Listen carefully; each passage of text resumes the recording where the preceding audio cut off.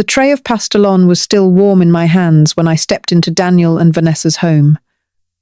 The scent of sweet plantains and seasoned ground beef rising like a blessing, or so I had always believed. My name is Gloria Santiago.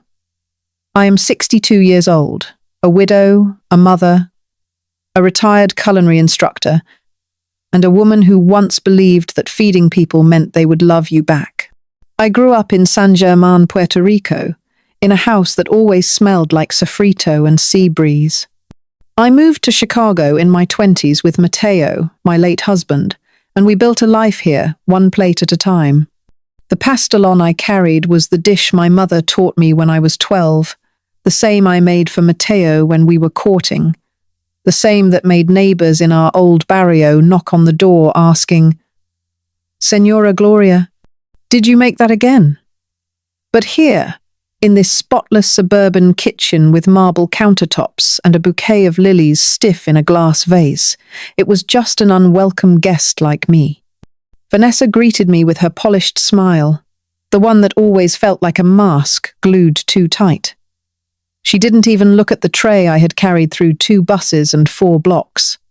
"You can set it over there," she said, gesturing toward a side table already crowded with catered boxes labeled in cursive fonts.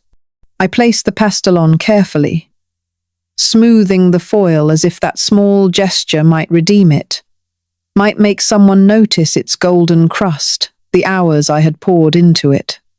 But no one did. Conversations floated above me like steam, and I floated with them, invisible.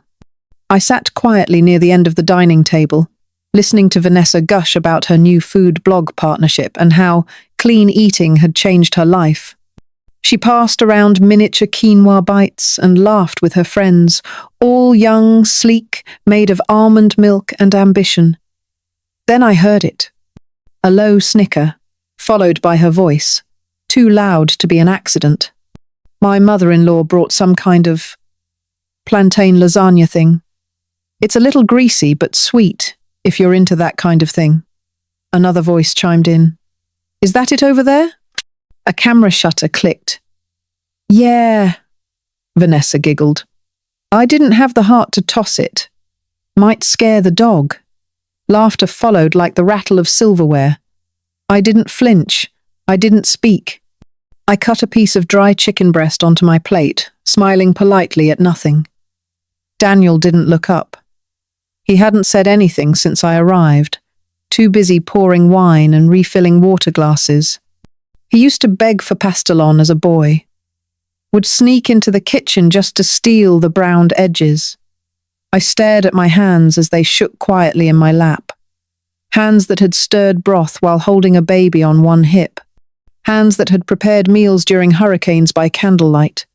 Hands that had healed people with nothing but garlic, oil, and prayer. No one thanked me. No one touched the pastelon. It sat untouched like a relic, heavy with memory and love. As the night drew on and the laughter swelled, I realized I wasn't just excluded from their table. I had never been invited to it in the first place. And still, I remained composed, because dignity is a dish best served warm. The pastelon sat heavy in its tray, untouched, a mosaic of mashed plantains and savory beef that once meant celebration, but now carried the taste of shame. I placed it gently in the sink, peeled back the foil, and let the water run slow, hot and unforgiving. Bits of plantain floated like memories, yellow and soft, slipping down the drain. My kitchen was quiet, except for the hum of the old refrigerator and the occasional drip of the leaky faucet. The scent of garlic still lingered in the air, clinging to the walls like an old song. I didn't bother turning on the radio. I didn't need noise tonight. I needed the silence, the kind that presses on your chest and keeps you company in a way no person can. As I scrubbed the pan, my mind wandered to the years when food meant something more than obligation or ridicule. I used to teach at the culinary school on West Adams, back when I had strong wrists and students who listened. They called me Chef Santiago, and they hung on my every word. I taught them how to fold tamales with reverence, how to coax flavor from bones and scraps, how to turn hunger into something holy. I remember one student, Reggie, who cried over his first perfect souffle. I told him it wasn't just the egg whites that rose, it was his belief in himself. Later, I catered weddings, quinceañeras, even funerals, each one a tribute wrapped in foil and garnished with cilantro. There was a time when my food healed people. When Mateo died, it was the only thing that kept me standing. I remember that first week without him. I made sancocho for no one, standing in the kitchen crying into the broth. Every carrot I sliced, every yucca I stirred was a prayer whispered into steam. People brought casseroles and condolences, but I only found comfort in the rhythm of my knife and the warmth of a slow simmer. Grief has a flavor. Mine was cumin and onion and too much salt. Tonight, it came back to me, not as a wave, but as a slow tide lapping at my ankles, whispering that I was no longer needed, no longer seen. I stared at my hands, now older, lined, but still strong. These hands had packed empanadas during blackouts, iced cakes during heat waves, and served elders who blessed me between bites. And yet tonight, those same hands were good enough only to carry shame in a glass tray. I rinsed the last of the plantains away and set the pan to dry. The smell of garlic still floated through the apartment, but it didn't comfort me the way it used to. It was just a memory now, a ghost of love and labor lingering in a kitchen full of quiet. I leaned against the counter, eyes closed, listening to the silence that knew me better than my own son. The last time I remember everyone truly savoring what I made was in the summer of 1988, on a night when the house smelled like fried garlic and love. It was Mateo's birthday, his 45th and his last. Though none of us knew that then. The windows were open, letting in the warm breeze and the echo of children playing stickball in the alley. I wore a yellow dress he loved, the one with the hibiscus pattern and the tie at the waist, and my hair was still thick and black, pinned back with a barrette he brought me from Puerto Rico. I had spent the day cooking, not out of obligation, but out of joy. There was pernil that melted under the knife, rice with pigeon peas that puffed like clouds, tostones so crisp you could hear them crack when dipped in garlic oil. My niece danced barefoot in the kitchen, singing along to Hector Lavoe while Mateo tried to teach Daniel how to clap on beat. Everyone ate like it was their last meal and smiled like tomorrow wasn't promised. The neighbors stopped by with flan and stories. People asked for seconds, thirds, and still found room for more. No one asked what was in the food. They just trusted me. Back then, being asked to cook meant something sacred. It meant people believed your hands could bring comfort, that your recipes were scripture. I lived for that trust. Now, all the invitations come with disclaimers.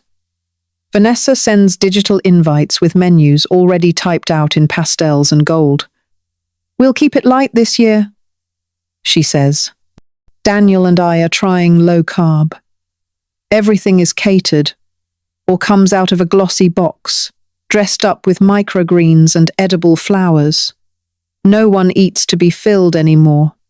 They pick at kale and call it a meal. They praise flavorless hummus and throw around words like artisanal and cruelty-free, but they show no kindness to the women who once fed them with full hearts and tired hands. I have not been asked to cook in years. Not since Vanessa decided hosting meant serving picture-perfect food with no soul and lighting candles that smell like linen and expensive silence. That night at Mateo's birthday, I danced in the living room with my husband, his arms still strong, his laugh still full. He whispered that my cooking was better than any restaurant's and kissed me in front of everyone. I remember thinking, if this is all I ever have, it is enough. And in that moment, it was. Tonight, standing in my dim kitchen, I tasted that memory again. Not on my tongue, but in the ache behind my ribs. That dinner did not break me. It built me. It reminded me that food is not just what you serve. It is how you are remembered. And I have not forgotten who I am, even if they have. I should have never opened that app, but I did, thinking maybe there would be a photo from the dinner, something kind, maybe even a caption thanking me for bringing the pastel on, even if no one touched it. I sat on the couch with my legs tucked under me, the phone glowing in the dark, casting shadows on the walls of my quiet little apartment that still smelled faintly of fried plantains and cumin. My thumb hovered as I scrolled through Vanessa's stories, each one more curated than the last. Wine glasses clinking, laughter bursting like fireworks, a shot of the cheese board, with imported salami rolled like roses. Then I saw it. A short video, barely 6 seconds long, but it punched the air out of my chest. There was my pastel on, sitting in its tray like a forgotten relic, its top layer perfectly golden and untouched. A voice behind the camera, Vanessa's friend, I think, snickered and asked, "What is this?" Then came the emoji, the little green face gagging, followed by tears of laughter, flashing across the screen like a scar.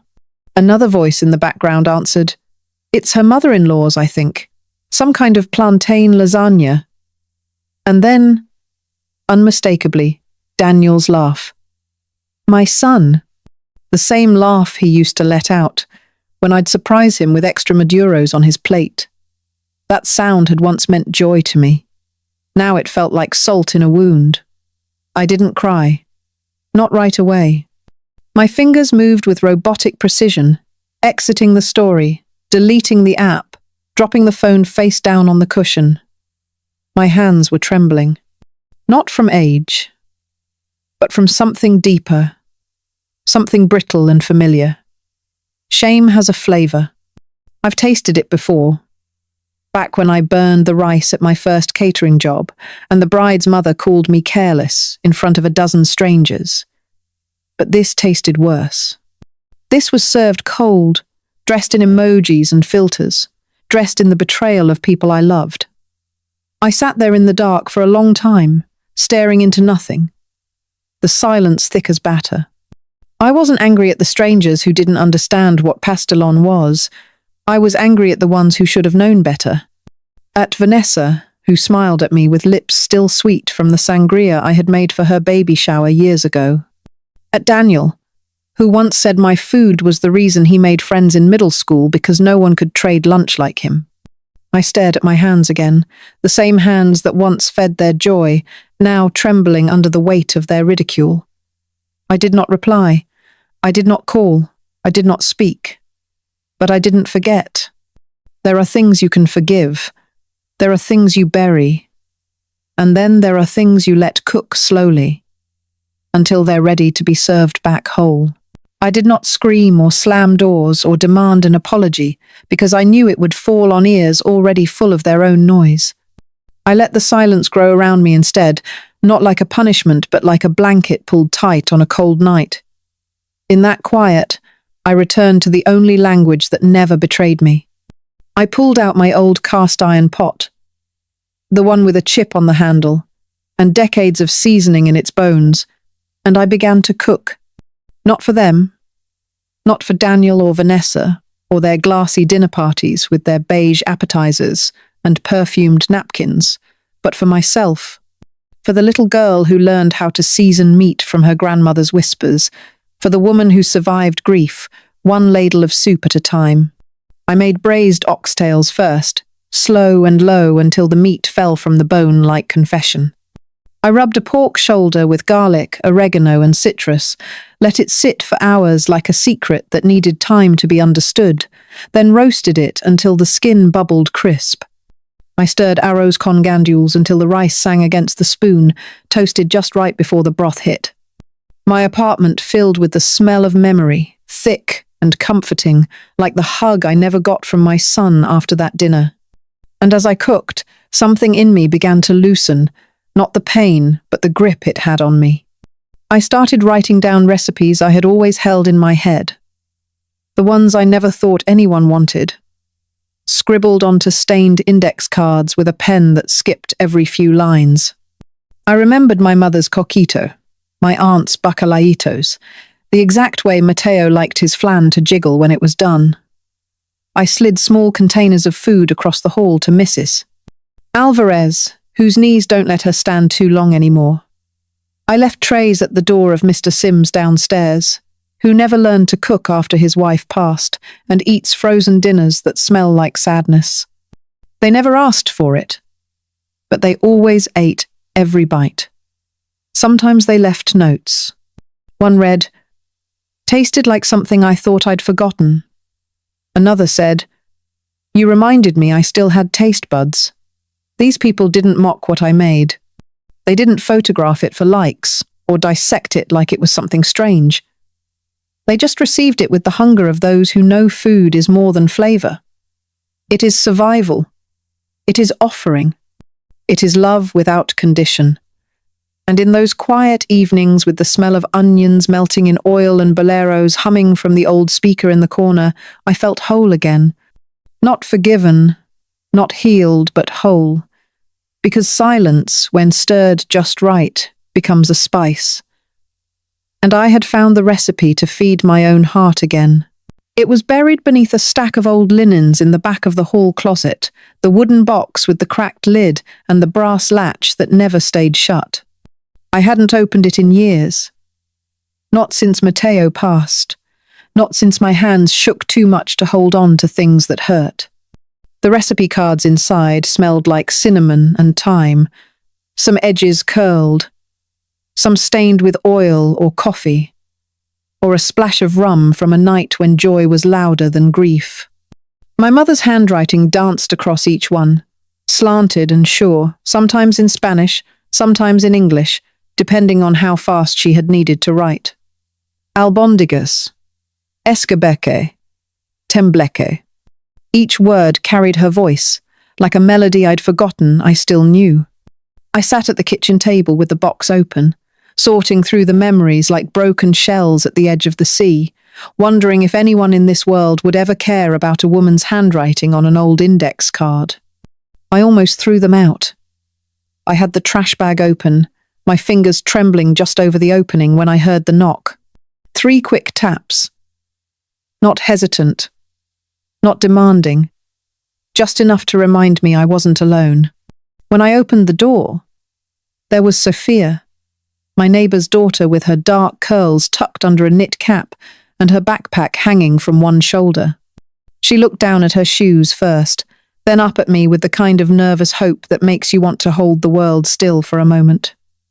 "Hi, Miss Gloria," she said, shifting from foot to foot.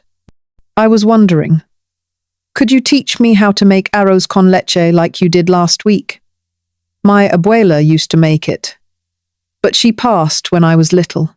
Yours tasted like how I remember hers did. My hand gripped the edge of the doorframe as something caught in my chest.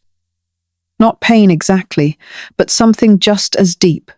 I looked over at the open box on my table, the card with arroz con leche still near the top, the ink faded but legible, the edges worn by 100 stirrings. I nodded slowly and opened the door wider. "Come in, Mia," I said. "Let me show you." We stood in the kitchen side by side, her eyes wide as I poured the milk into the pot, added the cinnamon stick, showed her how to stir slowly so the rice wouldn't clump. She asked questions. I gave answers. She laughed when the pot hissed at her for stirring too fast. And something shifted in the room, like a window opening after years sealed shut. The recipe box stayed on the table. The trash bag stayed empty. And for the first time in a long while, I realized these recipes were not just meant to be remembered. They were meant to be passed on. He showed up just after dinner, unannounced, with that same distracted look he's worn since he married into a world that finds linen napkins more impressive than family stories. I was drying dishes, the last bit of sofrito still clinging to the air, when I heard the knock and opened the door to find my son standing there with a half smile and a phone in his hand like it was a part of his body. "Hey, Ma," he said, kissing my cheek without really looking at me. "Vanessa's hosting this work thing next week. Some corporate people, maybe a few influencers. It's kind of a big deal." I nodded, waiting, because I knew that wasn't the whole reason he came. He wandered to the kitchen like he still lived here, like he hadn't ignored my cooking for the last 5 years, and then said it. "We were thinking, maybe you could help cater. Just a few dishes, nothing heavy, nothing too greasy. Keep it light. You know." His voice trailed off like he realized how it sounded, but didn't care enough to fix it. I turned my face to the window so he wouldn't see the way it stiffened. "Of course," I said softly, drying my hands on the old towel Mateo gave me from a street vendor in San Juan, the one with faded parrots on it. "Just let me know how many people."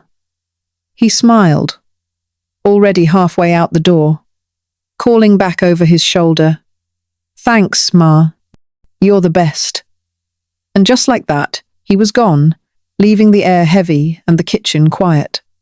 I stood there for a long while, holding the towel, letting the heat rise slowly from my chest to my throat. Not rage exactly, but something slow and thick and rich like a broth that's been simmering too long.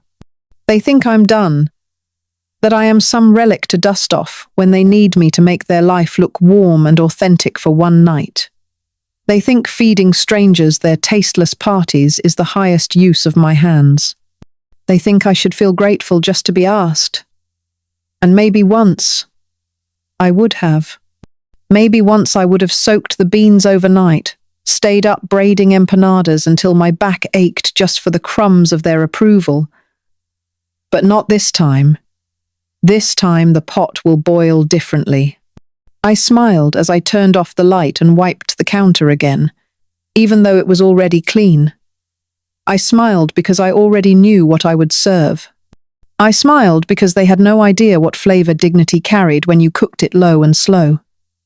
They asked for something light. What they would get is the truth. Wrapped in spice, sealed with history, plated with grace. Let them taste that. Let them swallow everything they never cared to learn. I am not done. I have only just begun to heat the oil.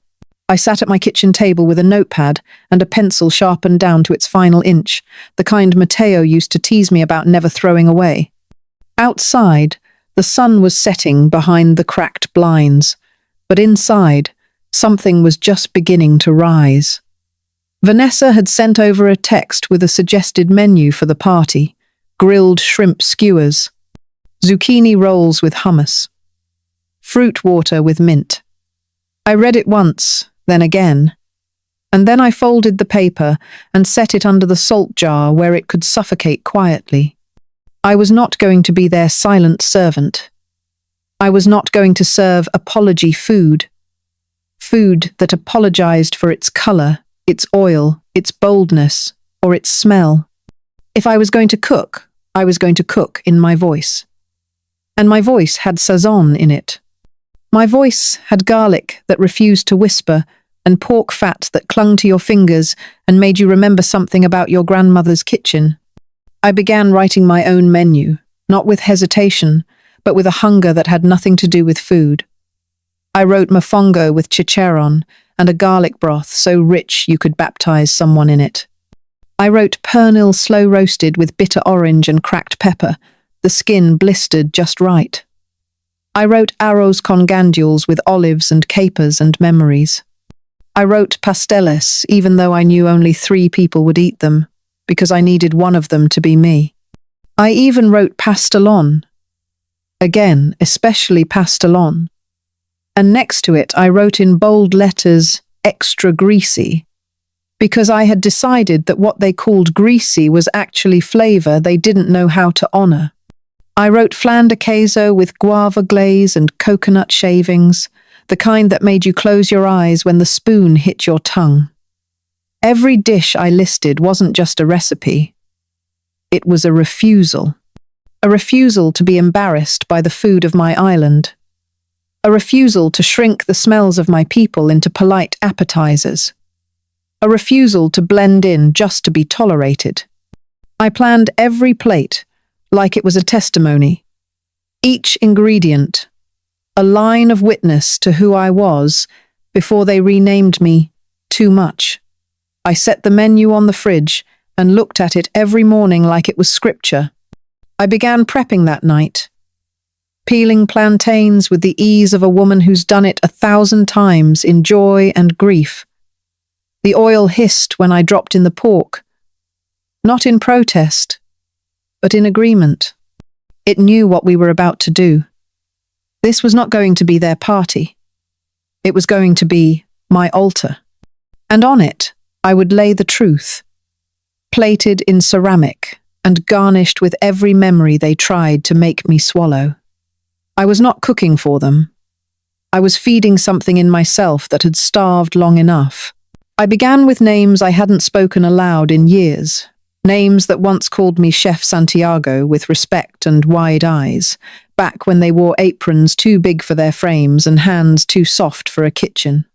I sat on the edge of my bed with my old teaching ledger spread across my lap, flipping through smudged pages filled with notes from another life, looking for those who had taken what I gave and turned it into something greater. Carmen, who opened a Dominican cafe on the north side. Malik, who ran a food blog that could make or break a restaurant in one post. Evan, who once cried over a split béarnaise but now led the test kitchen at a national magazine. These weren't strangers. These were seeds I had planted with calloused hands and poured belief into when no one else saw their potential. I found their emails, their handles, their hidden inboxes.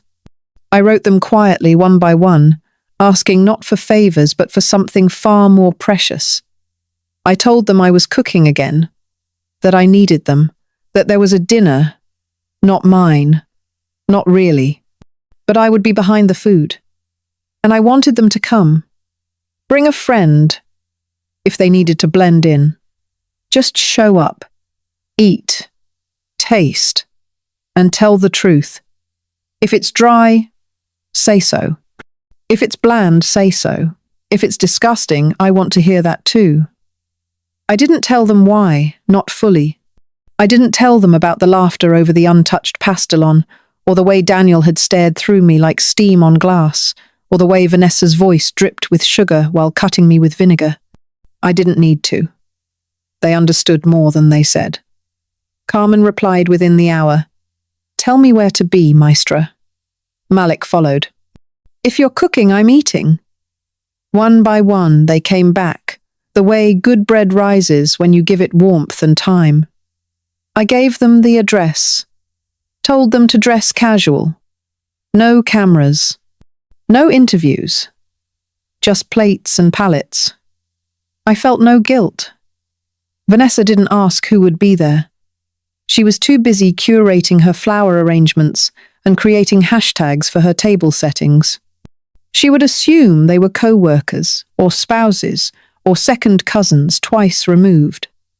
She would never know they were trained eyes, skilled tongues, hearts that still carried the taste of my lessons. They weren't coming to embarrass her. They were coming to witness me.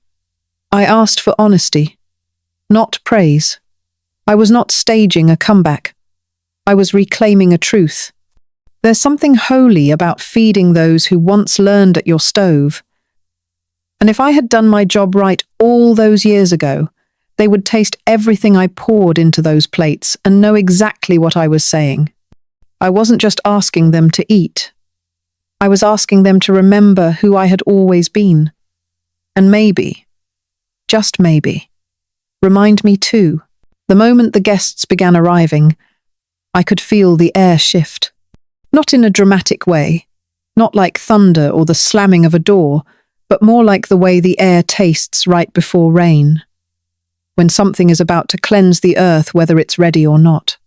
I stood behind the buffet table in a plain black blouse, my hair pulled back, no apron, no label, Just me and the dishes I had carried from my apartment in carefully sealed containers still hot from the oven.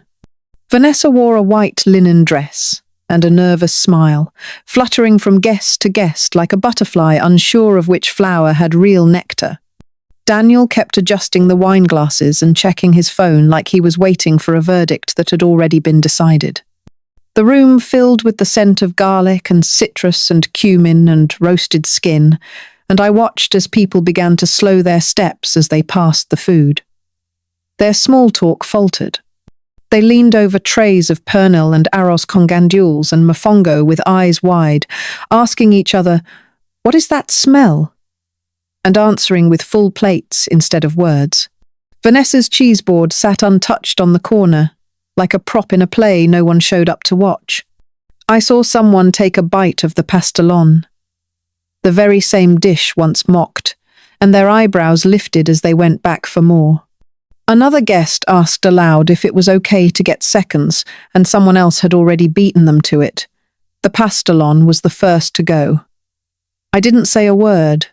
I just stood there, spooning out the last of the flan into a crystal dish and pretending not to notice Vanessa's smile growing tighter by the minute. She kept glancing at the table, then at the guests, then back to the food, like it was a test she hadn't studied for. Daniel tried to laugh too loudly, tried to claim credit without claiming me. "Yeah, my mom helped with a few things," he said once, when someone asked. Helped. That word stuck to my ribs, like dry bread. I said nothing. I kept my hands busy, wiping spills, replenishing napkins, but I felt the eyes. Not judgment this time. Curiosity. Craving. A man I didn't recognize, thin, with a notepad folded under his arm and the kind of presence that didn't need to announce itself, slipped into the kitchen and leaned in close. His voice was low but sharp. "Who made the pastelon?" he asked. I looked up, met his eyes for just a second and said, "It was a family recipe." He smiled and nodded, but I could tell he knew. He knew what I had done. Not just cooked, but spoken. Not with my voice, but with every spice, every browned edge, every memory sealed into those trays. That night, I didn't serve revenge. I served the truth. And they ate every bite. The morning after the party, I moved slowly, my body humming with exhaustion, but my heart still simmering from the quiet storm that had unfolded beneath white linens and LED string lights. I hadn't said much that night, but the food had spoken louder than any raised voice ever could. I was rinsing dishes in my little kitchen, the scent of caramel and guava still lingering in the air, when my phone buzzed on the counter. I ignored it at first.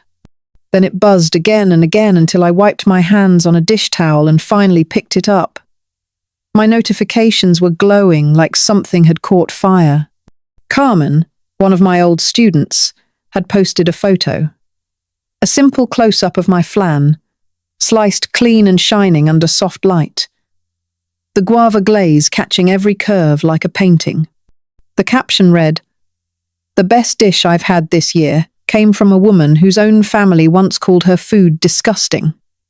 I stared at it for a long moment, my thumb hovering above the screen, not knowing whether to laugh or cry. Within an hour, the post had been shared dozens of times. Within 2, foodies from every corner of the city were tagging friends, asking for the recipe, zooming in on the photo like it held the secret to something sacred. Some reposted it with their own memories of their mothers and grandmothers, of the foods that once comforted them, of dishes served without fanfare but never forgotten.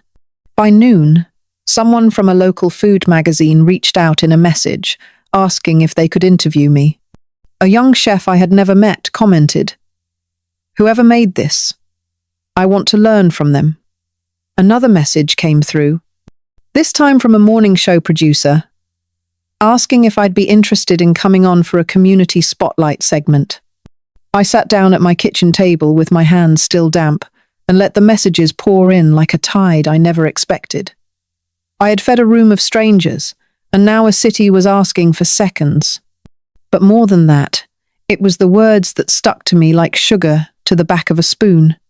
Not viral, not best dish, but a woman whose own family once called her food disgusting. That truth was no longer a wound. It had become an offering. My flan had travelled farther than any apology ever could. I didn't respond right away. I needed to let it sink in. That what I had made from memory, from grief, from love, was not just delicious. It was seen. It was heard. For so long, I had believed that what was overlooked could never be celebrated. But here it was. My grandmother's whispered recipe, passed from hand to hand, now echoing through kitchens I'd never stepped foot in. All because someone tasted it and dared to tell the truth out loud.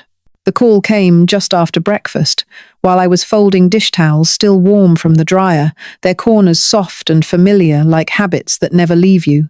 My phone buzzed once, twice, and I almost didn't answer, thinking it was another stranger asking for the flan recipe or a reporter looking for a quote about a dinner party I hadn't even hosted.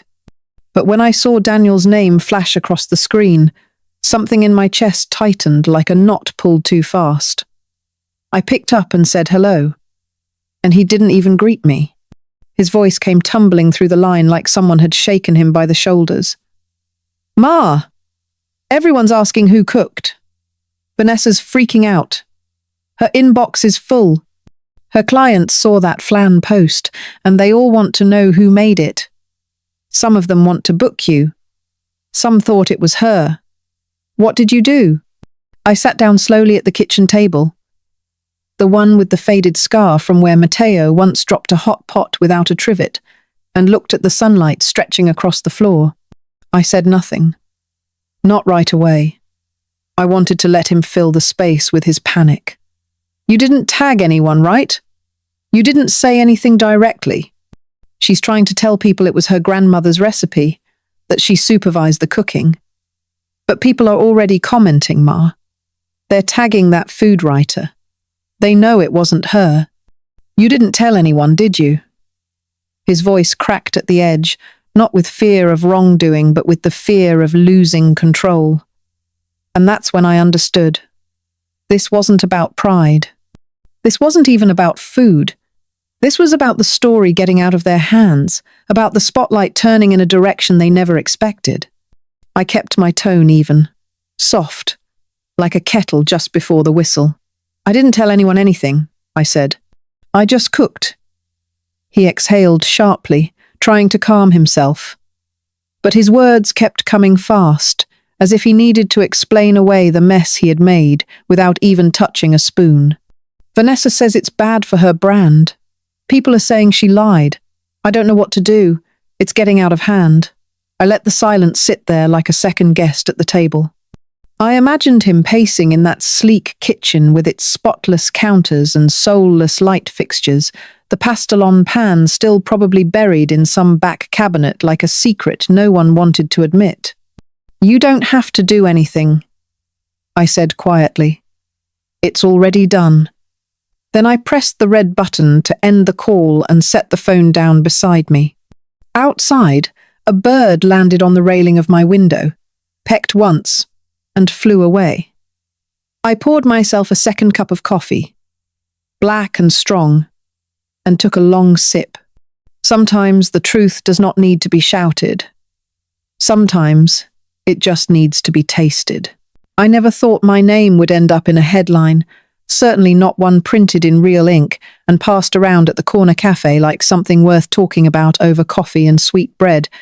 But there it was on the second page of the Sunday paper, right above a photo of me holding a flan in my favourite ceramic dish, the glaze catching the light like it had something to say. "Meet the grandma who cooked circles around a corporate caterer." The title read, bold and unapologetic. I laughed when I first saw it.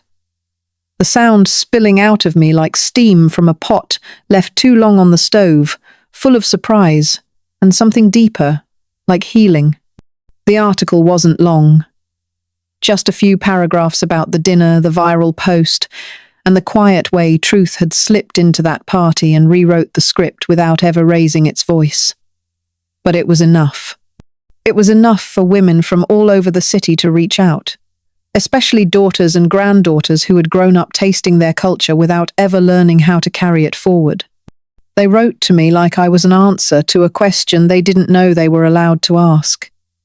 How do I make arroz con gandules like my tia? What if I never learned how to roll pasteles and now she's gone? Can you teach me what my mother never got the chance to show me?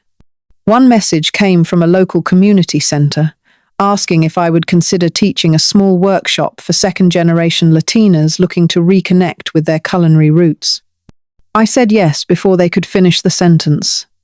That Saturday, I packed my apron, my scarf with the embroidered edge my mother gave me, and my grandmother's wooden spoon, the one with the burn mark on the handle, and walked into a kitchen that smelled like potential and nerves. The room was filled with young women, some in sneakers and hoop earrings, others in pressed blouses and lipstick sharp enough to cut, but all of them holding notebooks and questions and hunger that went beyond food. I tied my apron like I had done 1,000 times before, smoothed the scarf around my head, and stood in front of them with a bowl of green plantains and a look I had not worn in years, the look of a woman who knew exactly who she was. I showed them how to mash garlic with salt until it becomes a paste that clings to your skin. I told them stories between steps, about my mother's kitchen with its leaky faucet and tin roof dreams, about Mateo's laughter when he first tasted my flan, about how food remembers even when people forget. And when they took their first bites, I watched something change in their eyes, like recognition, like pride. This was my kitchen now. Not just the one in my apartment, but every space I stepped into. A kitchen they couldn't control. A kitchen built on memory and fire, and a voice that had finally come home. It was early evening when I heard the knock. Soft at first, then louder, as if the person on the other side couldn't decide whether they had the right to be there. I wiped my hands on my apron, the one with tomato stains that never quite came out, and opened the door to find Vanessa standing there with her arms wrapped around herself and mascara bleeding down her face like regret. She didn't say hello. She didn't ask to come in. She just looked at me with wide, wet eyes and said, "Why would you do this to me?" As if truth had been an act of betrayal instead of survival. For a moment I said nothing. I studied her, standing on my porch like someone who had been caught in a storm of her own making. Her voice cracked again, quieter this time. "You embarrassed me. You made me look like a fraud." I stepped aside without a word and walked back into the kitchen where the pastelon sat cooling on the counter. Its crust golden, the scent thick with garlic and sweet plantains and something deeper. I cut a square and slid it onto a plate. The same ceramic ones Mateo and I had picked out at a flea market when Daniel was still in diapers. I handed it to her without ceremony, without explanation. Just warm food on a real plate. She looked at it like it might explode in her hands. But she didn't refuse it. "I never meant to hurt you," she whispered. "I just wanted everything to be perfect." I sat down at the table, but she remained standing, the plate trembling just slightly between her fingers. "You wanted perfect," I said, not harsh, just steady. "But perfect is a lie. This is what love tastes like when you're not too proud to receive it." She didn't answer. She didn't cry again. She just nodded once. Like something inside her had cracked open, not completely, but enough to let air in. Then she turned and walked out, the plate still in her hands, and I watched her go, not with anger, not even with satisfaction, just with the quiet peace of someone who has finally spoken in a language the other person might someday understand. I closed the door behind her, gently, and leaned against it for a moment. Not because I was tired, but because the silence that followed felt clean. In that moment, I thought of my mother, of the women before her, all the ones who fed without being seen, who poured love into pots that were scraped clean and then dismissed. I thought of the generations who had handed down recipes like sacred texts and waited for someone to call them art. And I smiled, just a little, because tonight I had served the final course. Not vengeance, not triumph, just one plate of truth that asked nothing in return. The wooden spoon moves in slow circles, tracing memories into the pot as the arroz con leche thickens under my hand. Sophia sits at the table, her elbows planted on a notebook filled with my mother's recipes, her voice soft but eager as she reads each step aloud. "Add the cinnamon stick now," she says, glancing up with those curious eyes that remind me of my younger self, when I still believed cooking was a language only a few of us could speak fluently. I drop the cinnamon in, and the air fills with that familiar sweetness that smells like both my childhood kitchen and the evenings Matteo would come home hungry, kissing my neck as I stirred the pot. The apartment feels alive tonight, alive in a way it hadn't for years, as if the walls themselves are exhaling all the quiet I once carried like a burden. On the wall above the counter hangs a frame I bought from a second-hand store, polished and cheap but proud, cradling the headline that started all of this. They called her food disgusting until the whole city wanted a bite. When I first saw those words in print, I thought I might cry, not because of the city's sudden affection, but because someone had finally put my truth into a sentence that did not apologize for existing. Sophia finishes reading and looks up at me, waiting for a nod. And I realize how much it means to have someone who wants to learn, who cares enough to write down the exact pinch of salt, the exact way to rinse the rice so it doesn't clump. I smile and hand her the spoon, letting her stir, watching her movements as she tries to find that rhythm that makes food more than food. "You cook like you're listening," I tell her. "That's good. Food hears you." She laughs, embarrassed, but pleased, and I turn back to the frame on the wall. Fame was never what I wanted. I never needed spotlights or articles or interviews. I just needed to be heard. I needed someone to taste what I poured my life into and say, "Yes, I understand."